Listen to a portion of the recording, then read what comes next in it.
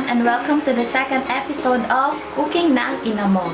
So for today's video, I will be cooking sweet and sour chicken wings. So if you wanna know how I will do it, please keep on watching.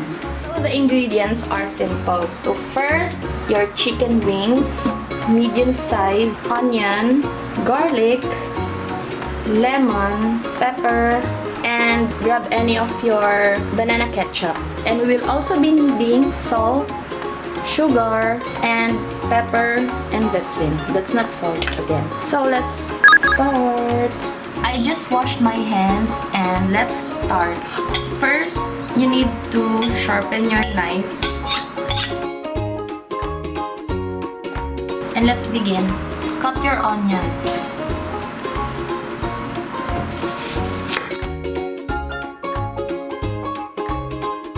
Remove this side.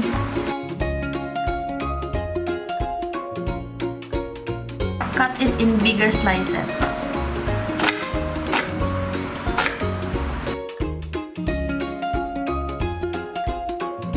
Next, garlic.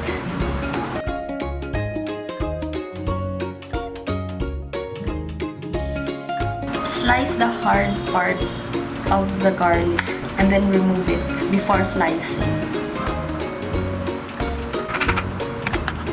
Next, bell pepper.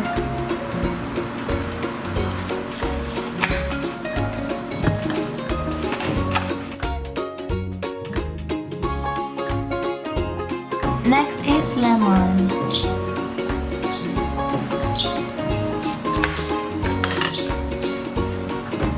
And then extract the juice from the lemon.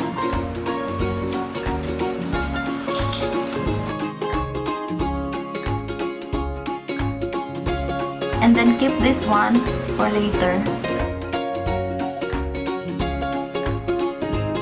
Next, chicken. So grab your chicken and then slice this side of the chicken wings. Like this, and then break it.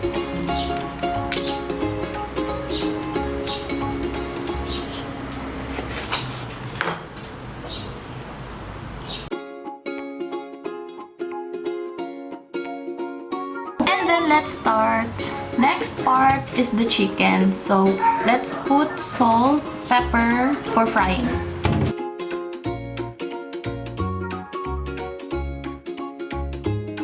Equally distribute the salt and the pepper.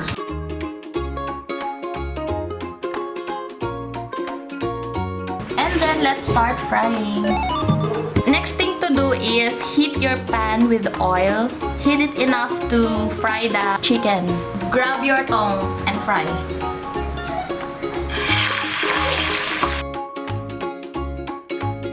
So I forgot, we will also be needing Del Monte pineapple chunks, tomato paste, vinegar,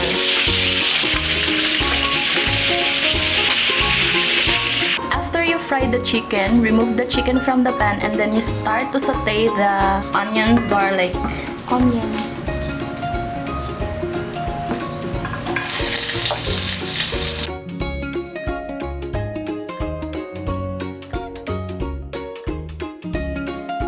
garlic,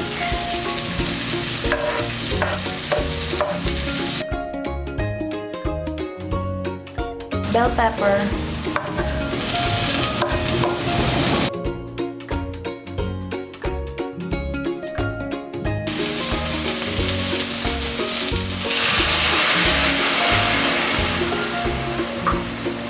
vinegar,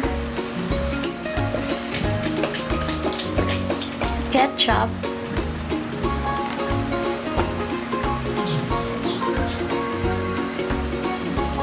next is tomato paste. You add salt, pepper, and your lemon juice.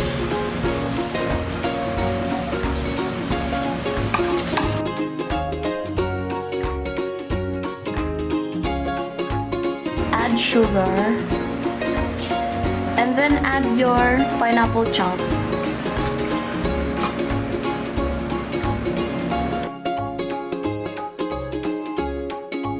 And then add your chicken.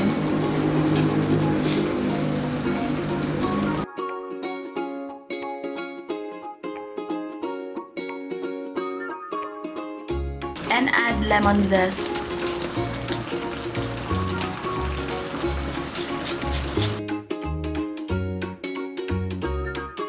So let's cover it and simmer for 1 minute, and then let's taste test.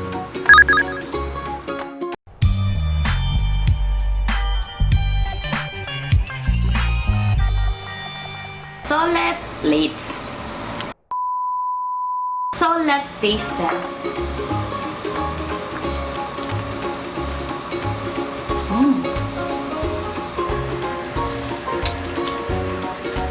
So that's it for this video, guys. If you wanna watch more of our videos, please don't forget to like, share, and subscribe.